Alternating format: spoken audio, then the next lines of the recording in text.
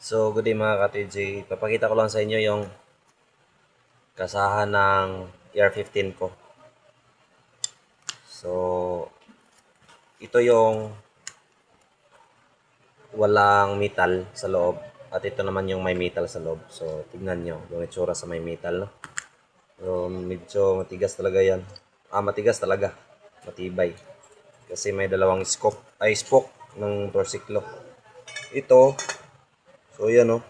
Pwede pa siyang mabaliko. Yan. Pwede siyang mabaliko. Pero ito, yan. Matibay na. Kaya need talaga ng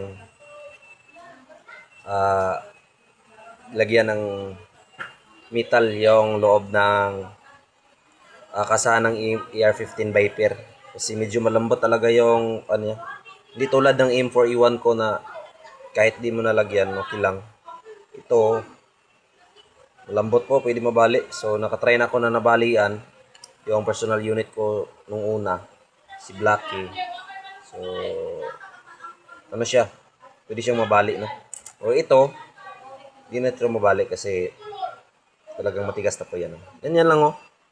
Lagyan yan ng PVC powder at glow. So, yan, didikit na yan at sobrang tigas na. So, yung sinasabi ko na T. So, yan, binaliko ko. So, ganyan yung itsura niya. Share lang ba sa idea para sa mga baguhan na gustong gumawa ng ER15. Siguradong mababali po yan pag katagalan. Promise. So, ganyan lang yung boss, mga boss, mga ka-TJ.